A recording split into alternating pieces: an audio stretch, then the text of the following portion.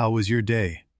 Maybe someone dimmed the room a little, made things darker than they needed to be, and you just had to sit in it. There's a goddess in Japanese mythology who did the same thing. The world hurt her, so she walked into a cave and sealed the door. Her name was Amaterasu. If today felt heavy, she'd understand. Tonight, let her story carry you somewhere warm. Close your eyes whenever you're ready. We're going back, far back, to the moment the sun disappeared and everything changed. Darkness everywhere. The rice paddies are frozen. The rivers have stopped. 800 gods stand before a sealed cave, and not one of them can make the sun come back. Behind that rock, the sun goddess sits with her arms around her knees. She is the light of every world, and she has decided that she is done. Remember that for later. Why would the sun choose to disappear? That's the question. Not a riddle, a wound. Someone she trusted destroyed the one place she felt safe. The answer lives in a family. 3 divine siblings, sun, moon, and storm. Born from the same father, and they could not stop destroying each other. When is hiding the bravest thing you can do? When the world keeps taking, and the only power left is to refuse. You've been there. You know. This is what we do here. Every week, one story, one night. Something that happened at the beginning of the world, and still has something to say. Adjust your pillow, find your warmth. If you drift off before the end, the old gods won't mind. They've watched over sleeping worlds before. This is only the beginning of the story. The part most people never hear, that's still ahead. But not tonight. Tonight, just this. If tonight felt like something, subscribe. We'll be here next week. Another story, another night like this. Now back to ours. Before Amaterasu, there was her father, Izanagi, the god who made the world, then lost the only person who made it worth making. He went to the land of the dead to bring his wife back. He failed. When he returned, he washed the grief from his face, and 3 gods were born from the water. To Amaterasu he gave the sun and the heavens, to Tsukuyomi the moon and the night, to Susanoo the sea and the storms. 3 children, 3 realms, 1 mistake. Amaterasu took her place in the heavens. Light filled every corner of the sky. The rice grew. The rivers ran clear. For a while, everything was exactly as it should be. But Susanoo wouldn't stop weeping. He wept until the mountains withered. He wept until the rivers dried. He didn't want the sea. He wanted his mother, and she was dead. Izanagi had heard enough. Go then, he said, but you cannot return here. And with that, the storm god was cast out of heaven. But he wasn't done. Naughty cloak. Susanoo was supposed to leave, banished, gone. But before he went, he said he wanted to say goodbye to his sister. Just goodbye, that was all. Amaterasu heard he was coming. She didn't reach for flowers. She reached for armor. She tied her hair into warrior knots and slung a quiver across her back. She planted her feet in the earth outside Heaven's Gate and waited.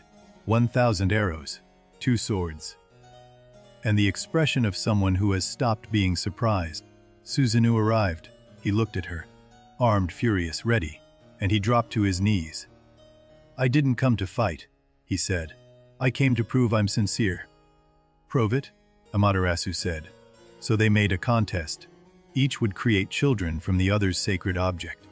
If his children were gentle, he was telling the truth. Susanoo took her necklace, the string of Magatama beads, snapped them between his teeth, and breathed. From the fragments, 5 gods appeared. Male, calm. Amaterasu took his sword, snapped the blade into 3 pieces against her knee, and breathed across the shards. 3 goddesses rose, fierce and bright. Susanoo claimed victory. His children were gentle, proof of pure intent. Amaterasu accepted it. She lowered her bow. She shouldn't have, because Susanoo stayed. And once the gates opened, once he was inside heaven, something in him broke loose. The grief turned. It always does. It started small. He trampled the borders of the rice paddies, broke the irrigation channels, flooded fields that had taken centuries to shape. No one stopped him. Then he filled the irrigation ditches with his own waste, Sacred channels, water that fed the gods rice. He poisoned it. Deliberately, slowly, while everyone watched. Amaterasu made excuses for him. He's grieving, she told the other gods. He misses his mother. He doesn't mean it. Maybe you've said that about someone too. The other gods murmured. They watched. But Amaterasu was the sun, and if she chose patience, what could they say? So they said nothing, and Susanoo kept going. He tore the roofs off sacred buildings, scattered the divine horses, left filth in places where offerings had been laid for 1,000 years. Each act was worse, each one more deliberate. This wasn't grief anymore. This was a man dragging everyone into his darkness, because he couldn't stand to be in it alone. And still, Amaterasu held. She repaired what she could. She went back to her loom. She wove, thread by thread, because that was how she kept the world in order. The weaving hall was hers, her one place. The sound of the shuttle, the hum of silk pulling taut, the light coming through paper screens, piece held together by thread. Her attendants wove beside her, young goddesses learning the craft. One of them was working at the loom closest to the door, the one near the roof opening. Remember her? Susanoo found the stable, the divine horses, sacred, groomed, blessed. He killed one, skinned it, and then he carried the carcass to the one place he knew would hurt the most. He climbed to the roof of the weaving hall. He tore a hole in the ceiling, and he threw the dead horse down, through the gap, into the room where his sister and her women were working. The young attendant, the one at the loom near the door, didn't see it coming. The falling body struck her shuttle. The wooden shuttle drove into her body. She died there, at her loom. Here's the part the myths never make obvious. It wasn't the horse. It wasn't the patties. It wasn't even the desecration. It was this, a girl, dead, in the one place that was supposed to be safe. Amaterasu didn't scream. She didn't fight. She didn't call for punishment. She stood up. She walked out, and something in her face had gone very, very still. The other gods saw her walking. They stopped talking. They stopped breathing. Because the light was dimming, not the sky, her. The sun was going out. She walked past the gardens, past the broken gates, past everything her brother had destroyed. She didn't look at any of it. She was done looking. She found the cave, Manoawado, the heavenly rock cave, old deep, the kind of darkness that doesn't end. She stood at the entrance for a long time. Maybe she thought about staying. Maybe she thought about going back. But the weaving hall was in pieces, and the girl was dead, and her brother was still out there. She stepped inside. The darkness swallowed her glow like water swallowing a stone. One step. Two, the light shrank to a point. Then it was gone. She reached back, one hand on the edge of the cave door, a slab of rock taller than mountains, and she pulled it shut. The sound broke the sky, and the world went dark, not gradually. Not like a sunset, all at once. Like someone blew out every candle in every room in existence. Total, complete, dark. The gods froze. The crickets stopped. The rivers went silent. In every world, heaven, earth, and the places between, everything just stopped. In the mortal realm, farmers looked up. The sun had been there, right there, and now it wasn't. Children cried. Animals panicked, and no one could explain why. The temperature dropped, not slowly, fast. Frost crept across the rice paddies. Ice formed on rivers that had been warm an hour before. The world was freezing without its sun. Evil spirits, things that had always hidden from the light, began to move. Shapes in the corners. Sounds that shouldn't be there. Darkness gave them permission. The gods tried everything. They called her name. They stood at the cave door and pleaded. Nothing. They beat the rock with their fists. Nothing. The stone didn't even echo. Amaterasu. They said her name 1,000 times, each time quieter than the last. She was right there, behind the stone, and she was farther away than the bottom of the ocean. Days passed, or what felt like days. There was no sun to count them by. The gods began to forget what light looked like. Think about that. And inside the cave, silence. Absolute silence. Amaterasu sat in the dark and did not move. She didn't weep. She didn't rage. She just stopped. Have you ever needed to disappear? Not forever. Just long enough that the world stops expecting you to shine. That's where she was. You've been there. Outside, Susanoo stood among the wreckage. The destroyed paddies. The broken shrines. The darkness he had caused. And for the first time, he understood what he'd done. But understanding isn't the same as fixing. He couldn't pull the stone door open. He couldn't undo the dead girl. He couldn't give back what he'd taken. No one. The ancient Japanese didn't separate purity from order. In Shinto, the world runs on cleanliness. Kagare, they called it. Pollution, not dirt, something deeper. Death was Kagare. Blood was Kagare.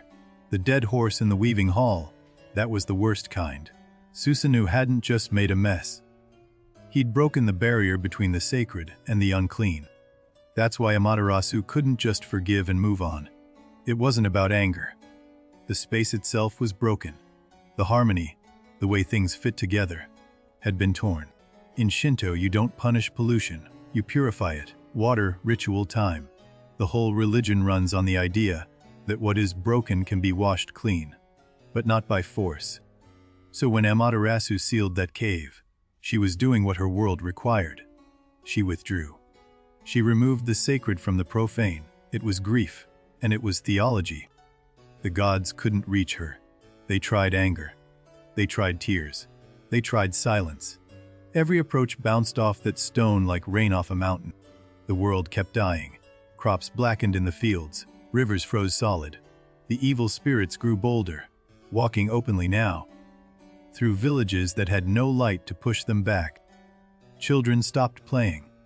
They sat in corners of dark houses and waited for a light that wasn't coming. Old people closed their eyes and didn't open them again. This is what it means when someone who holds everything together decides to let go. The absence is louder than any storm. Every world felt it. Finally, someone spoke. Omo Kane, the god of wisdom, not the strongest, not the loudest, the one who thought longest before saying anything. We cannot pull her out, he said. Force won't move that stone. Grief won't reach her. We need something she hasn't felt in a long time. The gods leaned in. Curiosity. He laid out the plan. 3 things. A mirror, to show her what she couldn't see. Jewels, to catch whatever light remained. And one more thing, the most important piece. Someone needs to make her laugh. Silence. In a world that had forgotten what laughter sounded like, someone had to find it again. The gods looked at each other. One goddess stepped forward, wild-haired, barefoot, bells jingling at her ankles. Her name was Uzum, and she was already smiling. I'll do it, she said. No hesitation, no plan. Just the absolute certainty of someone who understood something the wisdom god didn't. Joy doesn't need a reason. They began to prepare. The smiths forged the mirror, Yata no Kagami, a disc of polished bronze so perfect it could hold the light of a god. 8 hands worked the bellows. Others strung the megatama, curved jade beads, each one carved like a soul's shape. They hung them on Shen, the sacred sakaki tree, a living evergreen uprooted and carried to the cave. They brought roosters, the long-singing birds of dawn. The idea was simple. Roosters crow at sunrise. If they crowed now, maybe the sun would believe morning had come without her. 800 gods gathered on the plain before the cave. 800 torches. 800 divine beings. And not one of them could replace the light of the one behind the stone. The mirror was placed on the lowest branch of the sakaki tree, facing the cave door.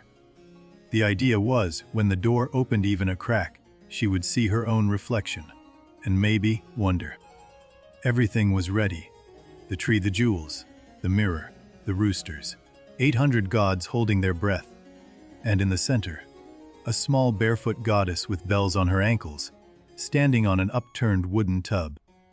Uzum looked at the darkness. She looked at the sealed stone. She looked at 800 terrified gods. And then she started to dance.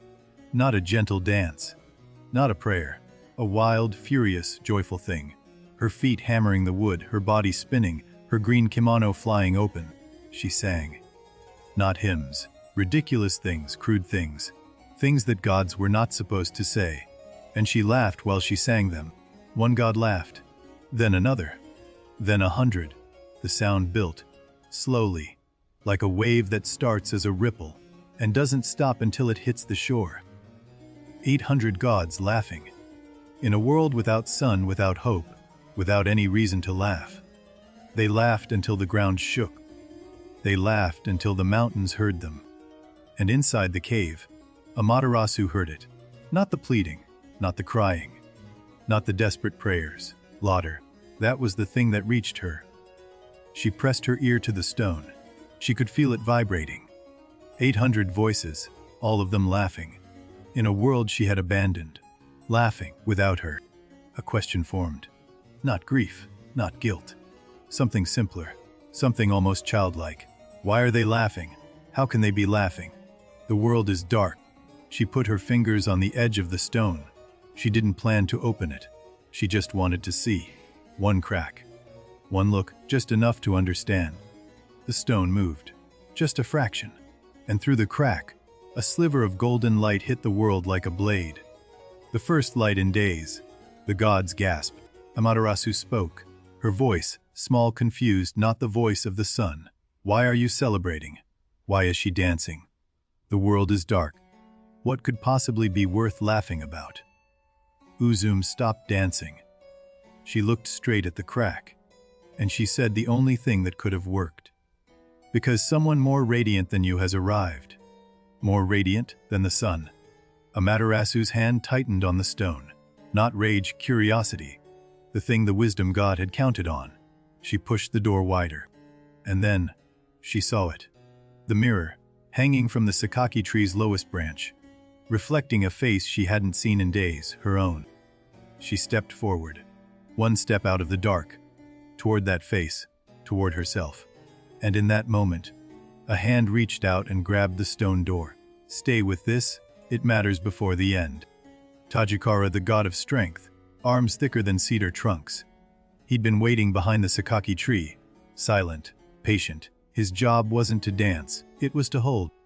Amaterasu reached for the mirror. Her fingers stretched toward the bronze surface. And Tajikara moved. He seized the stone door with both hands. His fingers dug into the rock like roots into earth. And he pulled. The mountain screamed. The stone tore free. Tajikara hurled it, a slab the weight of a mountain, and it flew across the sky. It landed somewhere far away. It never came back. And the cave was open. No door, no barrier, no way to seal it again. The light poured out, golden, warm, blinding. And the world remembered what morning felt like. The gods fell to their knees. Not in worship, in relief. The kind of relief that breaks you open. Some of them wept. All of them remembered what warmth was. The roosters crowed again, but this time the dawn was real. The sound echoed through every world, morning. Actual morning. After the longest night in creation. The evil spirits fled. They crawled back into their holes, their shadows, the places where light would never reach. The darkness that had given them permission took it away. In the mortal world, a child opened a door. The light hit her face. She didn't know why the sun had gone. She just knew. It was back. The gods strung the sacred rope, Shimenawa, across the cave entrance. The barrier between inside and outside. She could never hide there again. That was the deal. Amaterasu stood in the open. The world watched her. She looked at the mirror still hanging from the tree. Her own face looking back. Beautiful, radiant and exhausted. She turned to Susanoo. The wild-haired goddess stood on her tub, breathing hard, covered in sweat, her kimono half off, grinning. No words passed between them. None were needed. The sun and the dancer, the one who withdrew, and the one who brought her back. Some debts can never be spoken. But one thing remained. The reason the cave had sealed in the first place. The storm god was still there, kneeling in the wreckage, waiting for judgment. The gods surrounded him, 800 pairs of eyes, no one laughing now. Susanoo looked up. and the expression on his face was the face of a man who knows that what's coming is deserved. They cut his beard. Not trimmed, cut. In the divine world, a beard was dignity, authority, identity. They took it from him with a blade, and he didn't flinch. They tore out his fingernails and toenails. Purification through pain. The pollution he had brought into heaven. They were pulling it out of his body. And then, banishment, not from one realm. From heaven itself. The gates would not open for him again. Not ever. The storm god would walk the earth below, and the earth was very far down. He fell, not flew, fell, through clouds and cold and the spaces between worlds. The storm god hit the earth like the thing he was, unwanted rain. He landed in Izumo, a coastal province. Wild green, storms rolling off the ocean, a place as rough and untamed as the god who'd been thrown into it. He stood up, slowly, like a man who's been beaten and knows he deserved it. The mud sucked at his bare feet. The rain didn't stop. It never stops in Izumo. For a long time he walked. No direction, no purpose, just movement. Because stopping meant thinking. And thinking meant remembering the sound the shuttle made when it killed the girl. The mortals avoided him. They could feel what he was. Storm and ruin in the shape of a man. He slept under trees. He ate what the forest offered. He talked to no one. Weeks passed, or months. Time moves differently for gods. His nails grew back. His beard grew back. The scars didn't. They weren't the kind that heal. One day, he heard weeping. Not divine weeping. Human. Old. The kind of sound that has been going on for so long that it's become a rhythm. He followed it. An old man and an old woman knelt beside a river. Between them, a girl. Young, beautiful, trembling. All three of them were crying. Susanoo stopped. He could have walked past. He almost did. But something in the old man's face, the way his hands shook, held the storm god's feet to the ground. "Why are you weeping?" Susanoo asked. His voice was rough. He hadn't used it in a long time. The old man looked up and saw the storm in his eyes, but answered anyway. "We had 8 daughters," the old man said. Each year the serpent comes. Each year it takes one. This is Kushinadaheim, our last. Tomorrow, it comes for her." "What serpent?" Susanoo asked. The old man's voice dropped. "Yamata no Oroshi, 8 heads, 8 tails. Its body stretches across 8 valleys and 8 hills. Its eyes are red as lanterns. 8 heads, 8 mouths. Moss and cypress growing on its back like a moving mountain range. Rivers of poison dripping from its jaws. This was not a monster. This was a catastrophe." Susanoo looked at the girl. He looked at the serpent's path. Valleys gouged into the earth by its passing. Something shifted in his chest. Not heroism. Something smaller debt. "Give me your daughter," Susanoo said. The old couple recoiled. "Not like that," he added. "I'll kill the serpent. In exchange, she becomes my wife, but first, the serpent dies." They agreed. What choice did they have? Susanoo turned Kushinadaheim into a calm, a divine calm, and tucked her into his hair, where she'd be safe, where nothing could reach her. Then he got to work, not with his sword, with rice, sake, rice wine. He told the old couple, "Brew the strongest sake you can. 8 vats, fill them to the brim. The serpent has 8 heads," he said. 8 mouths, and it's hungry. Set the vats where it will find them. A head for every vat. Let it drink." Night fell. The real kind, not the stolen darkness of the cave, but honest night. Stars overhead, wind in the cedars, and something moving in the distance. The ground shook first. Then the trees began to lean. Something was pushing through the forest, slowly. 8 separate paths converging on one clearing. Yamata no Oroshi. 8 heads emerged from the trees, each one the size of a hillside. Red eyes like burning lanterns. The smell of rivers and rot and ancient earth. The heads found the sake, one by one. Each head dipped into a vat. The enormous mouths opened. The rice wine disappeared, and the serpent began to drink. Susanoo waited. He was good at that now. Exile had taught him patience, the one thing he'd never had before. He watched the heads drink, and he waited. The sake did its work. One head swayed, then another. The enormous body began to sag. 8 mouths stopped drinking, and 8 pairs of red eyes flickered shut. The serpent slept, and Susanoo moved. He didn't charge. He didn't roar. He walked, calmly, into the space between the heads. This was not the old Susanoo. This one had a plan. He raised the blade. The first head, he brought the sword down clean. The neck severed. Dark blood like a river. 7 more to go. It lunged, half drunk, half dead, and Susanoo dodged, spun, and cut. 2 down. The third didn't even open its eyes. 5, 6. Each strike cleaner than the last. Susanoo carved through the serpent like a man repaying a debt, 1 head at a time. The 7th head screamed, a sound like mountains splitting, and died with its mouth open. 1 head left. 1 chance for the serpent to fight back. The 8th head struck. Susanoo took the blow. The fangs grazed his shoulder, and he drove the blade upward through the serpent's jaw and into its brain. 8 for 8. Susanoo stood in the wreckage. 8 heads. 1 man. The forest floor was a river of dark blood. He was breathing. The serpent wasn't. That was enough. Long before anyone wrote this story down, it was spoken. Passed from voice to voice across the islands of Japan. Grandmother to grandchild, firelight to firelight. The Kojiki, Japan's oldest book, was written in the year 712. A woman named Haida Noar recited the myths from memory. A scribe named Ono Yasumaro wrote them down. Before that, there was nothing written. The gods existed in breath, in rhythm, in the way a voice rises when the story reaches the cave. The words survived because someone kept saying them. The Nihon Shoki followed 8 years later. The same stories, told differently. 2 versions. Because the Japanese understood something. A myth isn't a fact, it's a conversation. So the story you're hearing tonight, it's the same one a mother told her daughter 1300 years ago. The words changed. The meaning didn't. It never does. Susanoo cut the serpent's body apart, tail by tail. When his blade hit the 4th tail, it stopped, metal on metal. Something was inside. He pulled the scales apart with his hands. Inside, a sword. Not bronze, not iron. Something else.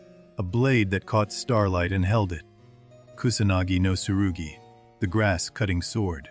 One of 3 sacred treasures of Japan. It had been inside the monster the whole time. Hidden in the belly of chaos waiting to be found. Susanoo looked at the blade. He could have kept it. A god with a weapon like that, who could stop him? He turned it over in his hands, and then he made a decision. He would send it to Amaterasu, not as a gift, as an offering. The sword that was born inside the monster, given to the goddess he'd driven into the cave. There are no words for that kind of apology. He pulled the comb from his hair. Kusanadaheim appeared, whole, alive, unharmed. She looked at him. He looked at her. Around them, the dead serpent. The stars. They married, in Izumo, in the wild province at the edge of the world. Susanoo built a palace, and as he built it, he wrote the first poem in Japanese history. Yakumo Tatsu, Izumo Yegaki, Yegaki Sukuru, Sono Yegaki Wu. Rising clouds, build a fence of clouds, a beautiful fence of clouds, for the newlyweds to dwell within. The sword reached Amaterasu. The messenger brought it to Takamagahara, wrapped in white cloth. She unwrapped it slowly. She knew who it was from before she saw the blade. She didn't forgive him. The story never says she forgave him, but she took the sword, and she kept it among the 3 sacred treasures. That means something. This moment is easy to miss, but it changes everything. She didn't take the sword because she forgave. She took it because some things carry meaning, even when the giver doesn't deserve grace. Susanoo never returned to heaven. He lived in Izumo with Kusanadaheim. They had children. He became a protector of the very mortal world that heaven had thrown him into. He fought monsters. He cleared roads. He did the work that gods in heaven didn't want to do. The dirty, dangerous, unglamorous work of keeping mortals alive. And Amaterasu, she returned to her place in the sky. The light came back. Permanent. The Shimenawa sealed the cave. But the cave was still there. She could feel it behind her. That's the part that stays with you. The cave doesn't disappear. The door is gone, but the cave is still there. She chose to live beside it, not pretending it wasn't real. Uzume stayed close, the wild dancer, the one who'd laughed when no one could. She became Amaterasu's companion, not by command, but by the bond of what they'd shared. So Kiyomi, the moon god, stayed silent. The third sibling. He kept to his own realm, watching from the night, while his sister lit the day. They never spoke. There's a reason the sun and moon never share the sky in Japanese myth. Tsukuyomi did something terrible too, killed a goddess at a banquet. But that's another story, for another night. The three sacred treasures, the mirror, the jewels, the sword, were passed down.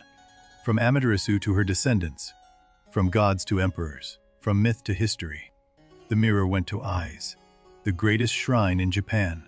A simple wooden building, rebuilt every 20 years, exactly as it was. Because the sacred doesn't need to be permanent. It needs to be renewed. Inside that shrine, they say, the mirror still rests. The same mirror that Uzume hung from the sakaki tree. The same surface that showed Amaterasu her own face, still reflecting, after all these years. But we're getting ahead of ourselves. Back to that moment. The moment the door opened and the light came flooding out. What actually happened in the seconds after? When Amaterasu stepped out, the world didn't just get light. It got color. Green returned to the fields. Blue returned to the sky. The world had been in black and white, and she painted it back. Ice cracked. Rivers began to flow again. Seeds that had frozen mid-germination split open and reached for the sun. The world was hungry for her, and she was there. The evil spirits screamed, soundlessly. They dissolved, not into nothing, but back into the cracks and corners where they belonged. Light doesn't destroy darkness. It just reminds it where it lives. Amaterasu walked through Takamagahara, slowly. Every step restored something. A garden bloomed where her foot landed. A broken gate repaired itself in her passing light. She reached the weaving hall, or what was left of it. The roof was still broken. The looms were still shattered. The blood was still on the floor. Not everything heals with light. She stood there for a long time, looking at the loom where the girl had been, looking at the hole in the roof where the horse came through. The silence was different now. It was a choice. Then she knelt. She picked up a broken shuttle. She found a thread, and she began to weave, not because the world needed cloth, because she needed to remember how to make something. What happens next is the reason this story survived 3,000 years. She didn't just rebuild the hall. She opened it, made it larger, more looms, room for more. The old hall had one entrance. The new hall had four, because she understood now. A room with only one way in is also a room with only one way out. New attendants came, young goddesses. They sat at the looms and learned. The shuttle clicked, the silk hummed, and the sound that had been stolen came back, different, but present. Amaterasu wove beside them, the same hands that had held a war bow, the same fingers that had sealed a cave, creating, because creation was the only answer she trusted. The sun rose as it always had, as it always would, but now there was a story behind it. Now every sunrise carried the weight of a goddess who had chosen to come back. Every morning, she opens her eyes. Every morning, the light returns, not because she has to, because she chooses to. That's the difference between a sun that burns and a sun that gives. Maybe that's the most important thing about this story. Not the cave, not the serpent, not the sword. The fact that she comes back, every single day, after everything. But before we reach the end, one more moment. The moment they held the mirror up. The moment she saw her own face. Go back to that instant. She didn't know what she looked like. In the dark, she'd forgotten. Grief does that. Takes your reflection away one day at a time until you forget you ever had one. When the mirror caught her face, she saw what the world saw. The golden light, the sunrise in her hair, the warmth that made things grow. She had forgotten all of it. That's why the mirror is the most sacred of the three treasures. Not the sword, not the jewels, the mirror. Because you cannot see your own light until someone holds it up for you. Maybe you know that feeling, when someone sees you, really sees you, and you remember what you forgot about yourself. The cave opens. The light comes back, not from outside, from inside. It was always there. So the cave is open. The serpent is dead. The sword has been given. You'd think the story ends here. It doesn't. Because there's a question that the myth doesn't answer directly. And it's the question that matters most. Did the cave change her? Or did it reveal what was already there? Before the cave, Amaterasu made excuses for Susanoo. She let him in. She looked away. She believed patience would be enough. After the cave, she never did that again. The weaving hall has 4 doors now. She rebuilt it that way on purpose. Never again, one entrance. Never again, one exit. Never again, a room with no way out. And Susanoo, in Izumo, carries his own cave. Not stone memory. The sound of a shuttle striking flesh. The moment the light went out, and it was his fault. He doesn't talk about it. They never reconcile. The myth never shows them in the same room again.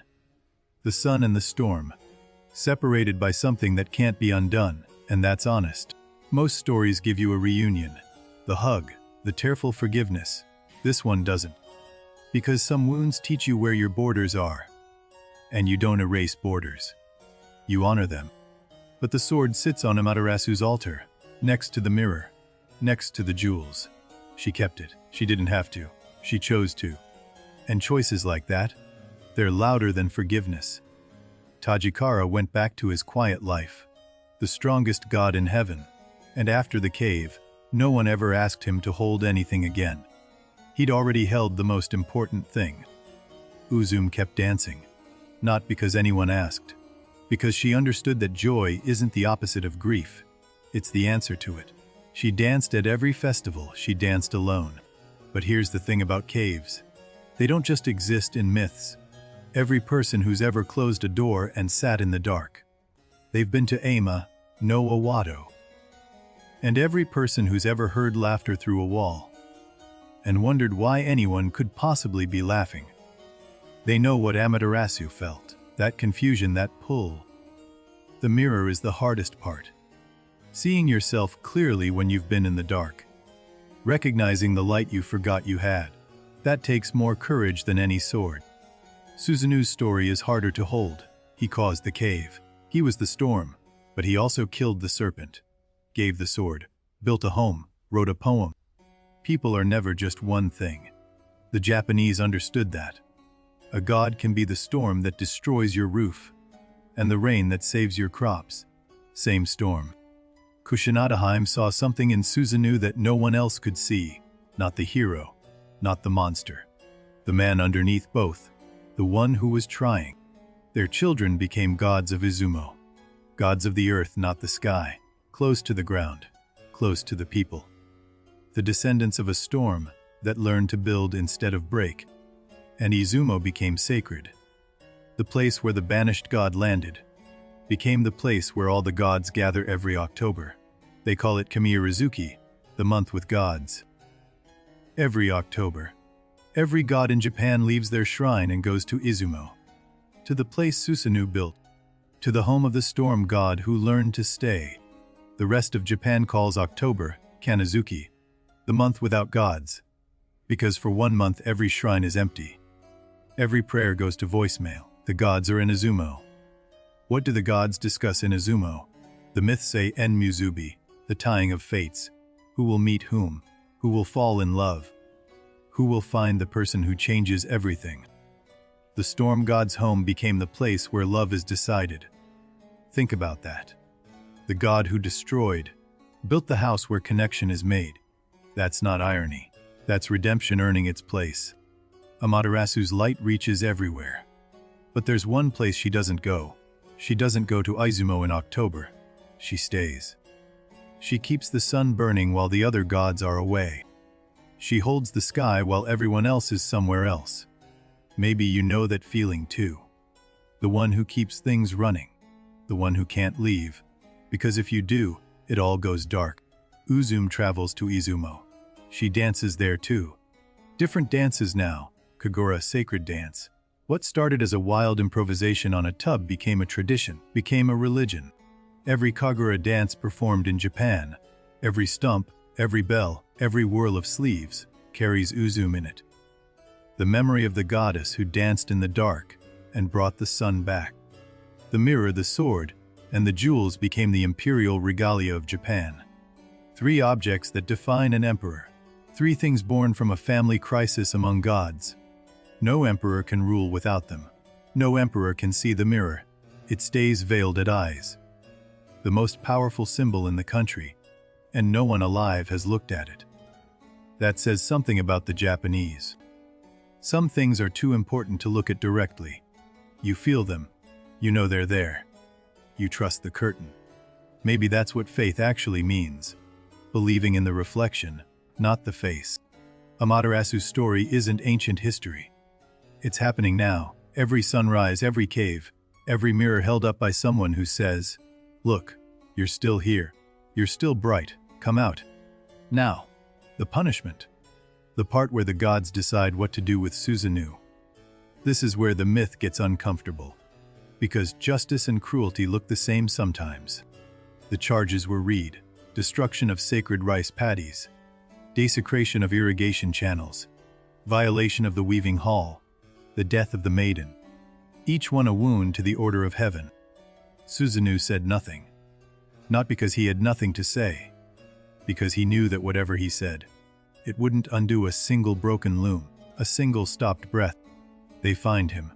1,000 tables of offerings. Everything he had, taken. Everything he was, stripped. The wealth of a god reduced to nothing in the time it takes to count. Then the beard. Then the nails, Kagere pollution, pulled from his body one piece at a time. It wasn't cruelty, it was theology. But it looked the same. And then, the gate. 800 gods watched him walk through the golden torii for the last time. Not one of them reached out. Not one said goodbye. He was pollution. You don't touch pollution. He didn't look back. Not at the gate. Not at the sky. Not at the weaving hall he destroyed. Looking back was a luxury for people who still belonged somewhere. Izumo received him the way wild places receive broken things. Without judgment. Rain fell. Trees grew around him. The earth didn't care what he'd done, it just existed. He wandered. Not searching, just moving. The way you walk when you have nowhere to be and nothing to prove. His feet found paths. His hands stayed empty. He found rivers. He sat beside them. He watched water move over stones. The same motion, hour after hour. And he understood for the first time why his sister wove. Making order from thread. Months turned. The seasons in Izumo are different from heaven. They're real. He felt cold for the first time. Heat for the first time.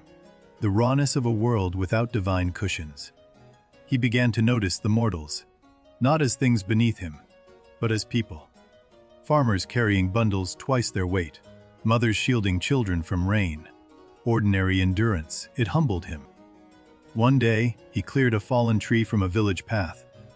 Not because anyone asked. Because it was blocking the way. When he lifted it, a child stared. She asked. "No," he said. That was the beginning, not a dramatic moment, not a vow or a revelation. A fallen tree, a cleared path.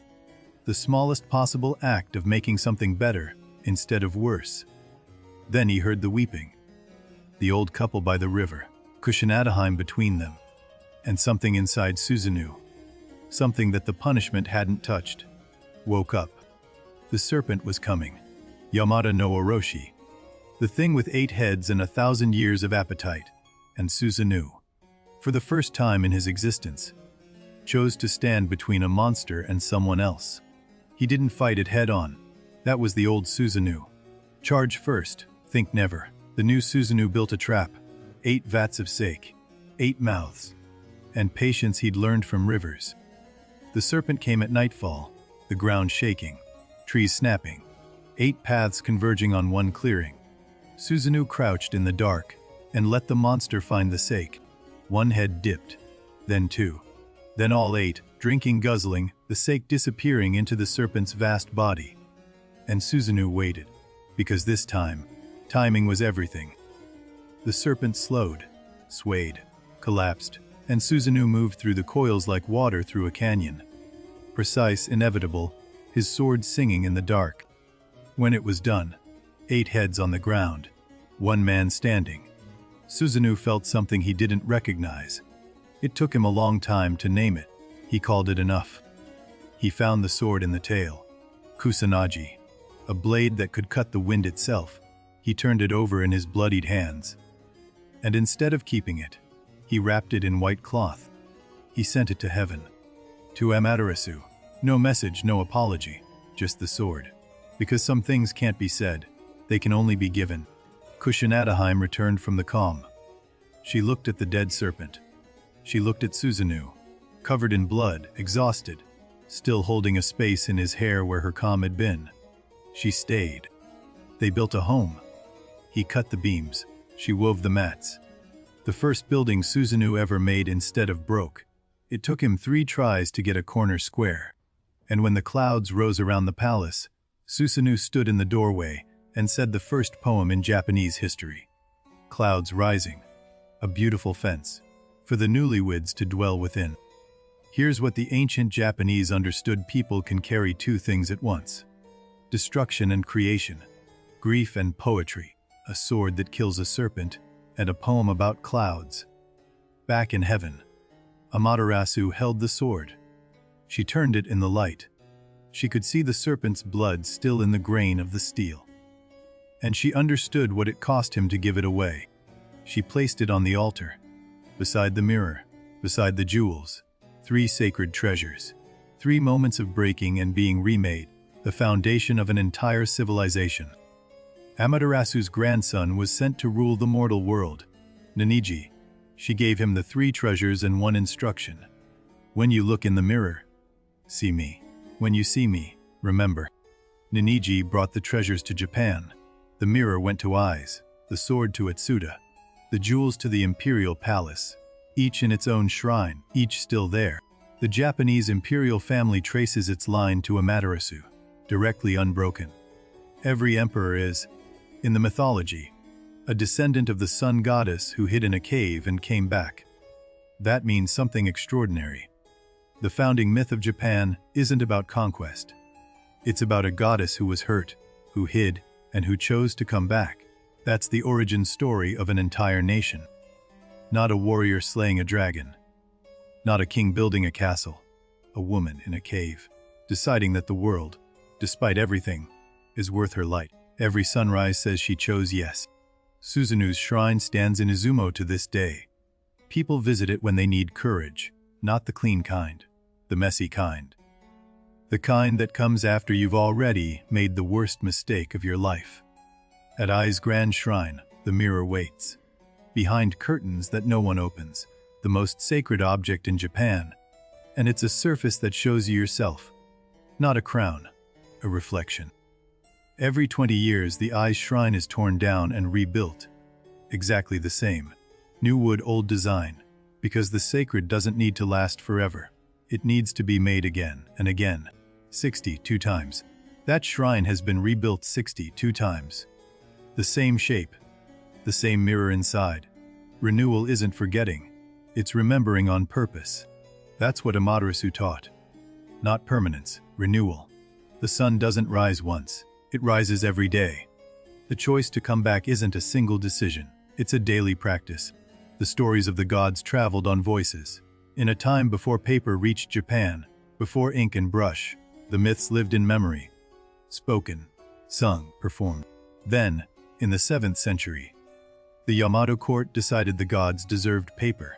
They commissioned 2 books, the Kojiki and the Nihon Shoki.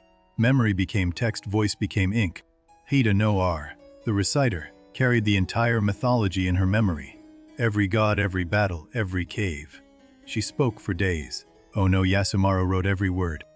The Kojiki was finished in 7012, one of the oldest written mythologies in the world. And the very first story, the one that opens the book, is the creation of Amaterasu.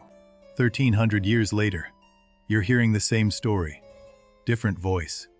Same bones. The cave is still there. The mirror is still waiting. The sun still rises. Because someone kept saying the words. The serpent deserves its own moment. Yamada no Orochi wasn't just a monster. It was nature itself, eight-headed, unreasoning, hungry. The rivers that flood, the storms that take. 8 daughters taken. 1 per year. The way a river takes a village. The way a typhoon takes a harvest. You can't fight nature.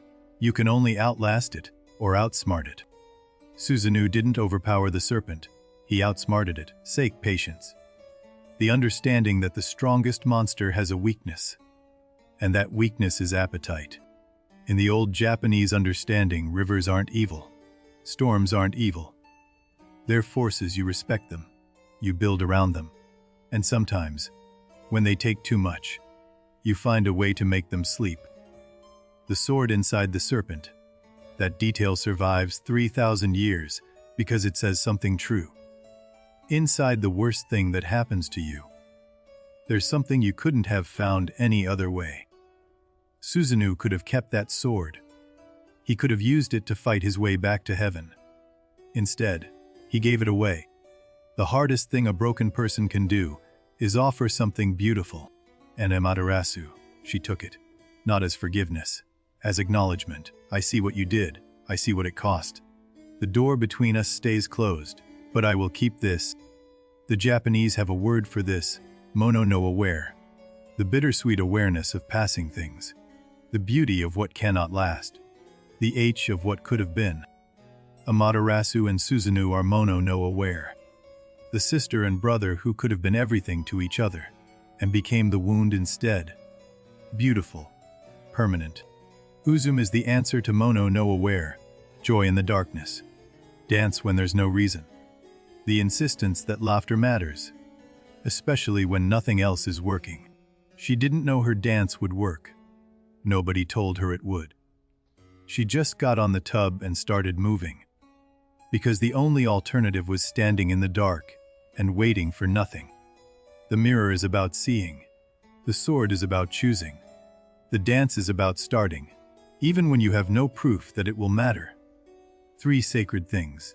See, choose, begin. Tajikara held the door. That's all. He wasn't clever. He wasn't beautiful. He wasn't divine in any special way. He was strong. And he used that strength at the right moment. Sometimes the most important thing you can do isn't the dance, isn't the plan, isn't the offering. It's just being the one who holds the door. Some people are the door holders. That's enough. The old couple by the river, they never became gods. They lost 7 daughters. They almost lost 8. They survived because a broken god happened to walk past at the right moment. The myth doesn't forget them. 7 daughters gone. The story names the loss even as it celebrates the rescue. Because rescue doesn't erase what was lost.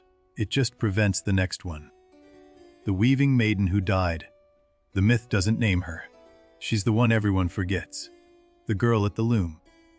The one who was just doing her work when the sky fell in. Every story has someone who doesn't survive to hear the ending. The unnamed ones. The collateral. This story is honest enough to include her. Even without a name. That's rare. Amaterasu rebuilt the hall for her.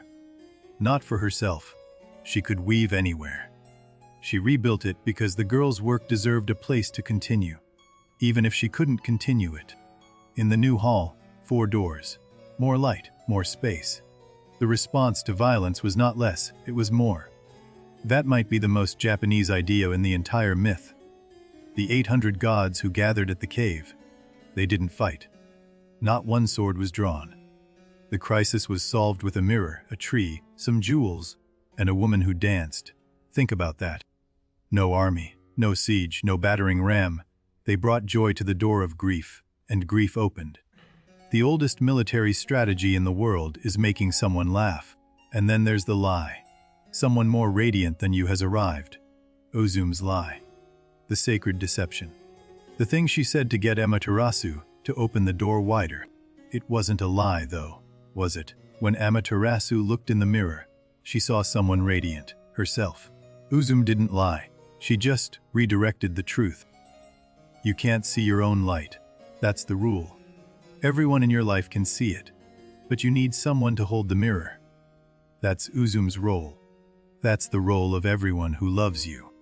Amaterasu's cave is the most famous cave in Japanese mythology, but it's not the only one.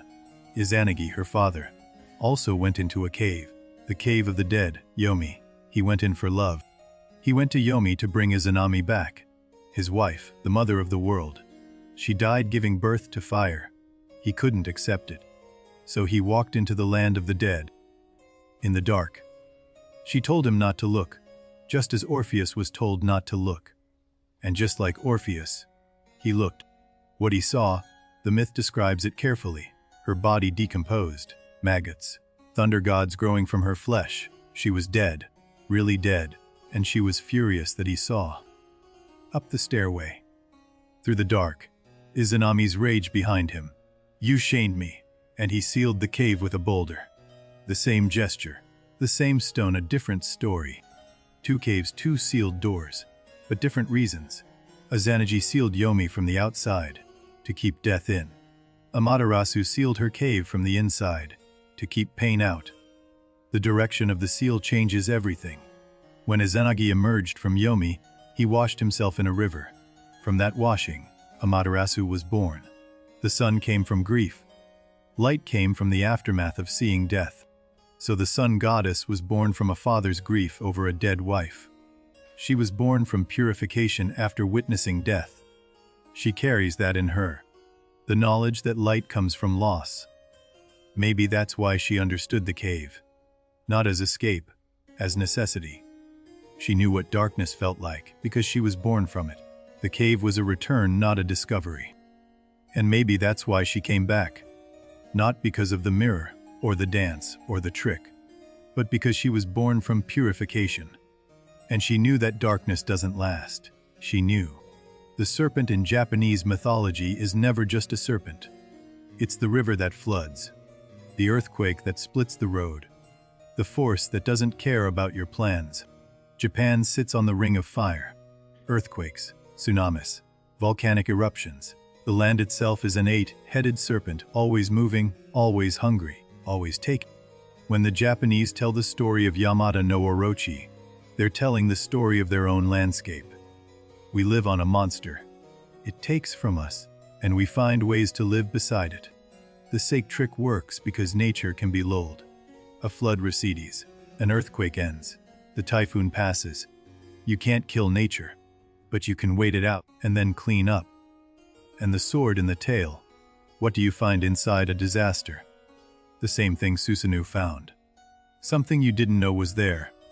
Something that changes what comes next. Strength you didn't know you had. We're coming to the end now. The story is told. The cave is open. The serpent is dead. The sword is given. But there's one more scene. The one that ties everything together. At sunset, in the myth, Amaterasu descends below the western mountains. Every evening, she goes into the dark, willingly, because she knows she'll come back. Every sunset is the cave. Every sunrise is the return. The myth doesn't happen once, it happens every day. Every 24 hours, Amaterasu chooses to go into the dark and come back. And tonight, right now, she's in the cave. It's night. The sun is below the world. Darkness is here. But you don't worry, because you know, she'll be back. She always comes back. Susanoo is somewhere in Izumo tonight too. Old now, quieter. The storm gods don't rage forever. Eventually they become rain, steady, necessary, forgettable, and that's enough. Uzume is dancing somewhere. She's always dancing somewhere. In a shrine, in a clearing, in the space between one breath and the next. Joy doesn't sleep. It just waits for someone to start. The mirror waits at eyes, behind its curtains, reflecting nothing in the dark, but ready. When the light comes back, it will show whoever looks exactly who they are. That's its job. Forever. The cave is still there too. No, Owado. The Shimenawa rope across its mouth empty now, but not forgotten. Because forgetting the cave is how you end up back in it. The three treasures. The mirror that shows you who you are. The sword that was found inside destruction. the jewels that bend light into color. All of them, still in Japan waiting. The story is 3,000 years old, and it still works. Because caves and mirrors and storms and dances, those aren't ancient things. Those are tonight things. Those are tomorrow things. Someone you know is in a cave tonight. Someone you love has sealed a door. And somewhere, not far, someone else is figuring out how to make them laugh. The story never stops happening. And the sun will rise, not because it has to, because she chooses to. Every morning, the goddess opens her eyes. Every morning, the light reaches your window. Every morning, the cave opens. That is the story of Amaterasu, the sun goddess who hid, who grieved, who sat in the dark until laughter reached her, who looked in the mirror and remembered her own light. And the story of Susanoo, the storm that broke everything, the exile that learned to build, the destroyer who gave away the only beautiful thing he'd ever found. And Uzum, the dancer, the one who found joy when no one else could, who stood on a tub in the dark and said, "This is worth doing, even if it doesn't work, especially then." The cave is open. The mirror reflects. The sword rests on the altar. The dance continues, and the sun will rise. She always does. Because she chose to. Remember that. The cave means something. Not one thing, many things. But start here. The cave is the self. The place you go when the world takes too much. Everyone has a cave. The room you go to. The silence you choose. The moment you stop answering. That's Ama no Awado. It lives in everyone. The myth doesn't judge the cave. Amaterasu isn't punished for hiding. She isn't called weak. The cave was necessary. Rest is necessary, even for the sun. But the myth also says the cave has no door now. The Shimenawa sealed it open. You can rest, but you can't stay forever. The world needs you back. Laughter opened the door, not argument, not guilt, not force. Laughter, the most unexpected weapon, the thing grief doesn't know how to resist. Uzum's dance is sacred in Shinto. Every Kagura performance carries her in it. The idea that joy is not trivial, it's divine. It saves. Joy isn't the absence of grief, it's the answer to it. Uzum didn't dance because the darkness ended. She danced while the darkness was still there. That changed everything. The mirror shows you what you forgot. When the dark goes on long enough, you lose your own face. You forget what your light looks like. The mirror gives it back, but you need someone to hold it. That's the rule. You can't hold your own mirror. Someone has to show you. Someone has to say, "Look, you're still here." The sword is the strangest symbol. Born inside a monster, given by a destroyer, kept by the one who was hurt. It means damage creates things too. Not always good things, but real ones. Susanoo could have kept the sword. He didn't. That choice, giving away power, giving away proof, is the moment the myth stops being about gods and starts being about people. Amaterasu kept the sword. That's the other half. She didn't forgive Susanoo. She accepted the gesture. There's a difference, a canyon between those two things. The family in this myth never heals. Sun, moon, and storm, they stay apart. The Japanese didn't need a happy ending. They needed a true one. The weaving hall rebuilt with 4 doors. That detail matters more than any sword. The response to being trapped was not armor. It was architecture. More exits, more light, more room. Tajikara held the door. The strongest god did the simplest job, held the door and didn't let go. Some roles are like that. No glory, just grip. The unnamed maiden, the girl at the loom. The myth remembers her without naming her. Because sometimes the most important person in a story is the one who didn't survive it. Mono no aware, the beauty of things that pass. Cherry blossoms fall because they must. Grief fades because time moves. The cave opens because isolation has a shelf life, even for gods. The myth asks one question, not, why did she hide? That answer is obvious.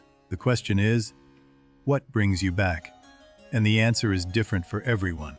For Amaterasu, it was the mirror, her own face, the reminder that she was still bright. For you, it might be something else. A laugh, a hand that holds the door. The cave opens, the light comes back, the sun rises, Every single day, not because it's easy, because it's chosen. And the choice is the whole story. The mirror at eyes is the holiest object in Japan. No emperor has seen it. No priest has lifted the silk. It exists behind curtains, present, unseen. Trusted. Every 20 years, new wood, same shape, same mirror inside. The shrine breathes, old skin shed, new skin grown. Amaterasu's lesson built into architecture. The Japanese flag, a red sun on white. Hanamaru, the sun disk, Amaterasu's face. Every flag flying in Japan carries the goddess who chose to come back. Susanoo lives in video games now. In anime, in manga. The storm god with the wild hair and the big sword. You've seen him without knowing his name. Amaterasu appears in video games too. Okami, the wolf goddess of the sun. Running across Japan, painting the world back into existence. A cave story told with a controller in your hand. Every new year in Japan. Hatsuinode. The first sunrise. Millions of people wake before dawn and watch the sun come up. They're watching Amaterasu. They're watching the cave open. Winter solstice. The longest night. The moment when darkness reaches its peak and the sun begins to return. In cultures around the world, this is the cave story. Amaterasu's version is just the most beautiful. Kagura, the sacred dance, is performed at shrines across Japan every year. Uzume's legacy. Drums and bells and stamping feet. Joy made sacred, joy made medicine. Izumo Taisha, the grand shrine, still standing, still receiving every god in October. The house that Susanoo built is now one of the most visited shrines in Japan. The cave, the mirror, the dance, the sword, these aren't relics, they're instructions. How to hide, how to see, how to laugh, how to give. The myth isn't old, it's right now. The world is quiet now, the story has been told. The cave is open. The mirror is resting. The sun is below the horizon, sleeping like you. Somewhere in Izumo, rain falls on old cedar. Somewhere at eyes, the mirror waits behind silk. Somewhere, the cave breathes. All of it, still there, still holding. The stars overhead are the same ones that watch the gods gather at the cave. Old light. Patient light. Light that doesn't mind waiting. The wind moves through the shrine forest. Slowly, the way old things breathe. Cedar and moss and stone. The vocabulary of rest. We'll be here. When you're ready. Another story. Another night. The fire doesn't go out. It just waits. The moon crosses the sky. Tsukuyomi quiet in his silver realm. The night belongs to him, steady, cold, and kind. A lantern dims. The flame lowers. Not dying. Resting. The light has done its work tonight. Wind through cedar. Rain on stone. The old sounds. The sounds that were here before the myths and will be here after. The cave is open. The sun will rise. You don't have to wait for it. Just rest. She always comes back. Sleep now. The sun will find you.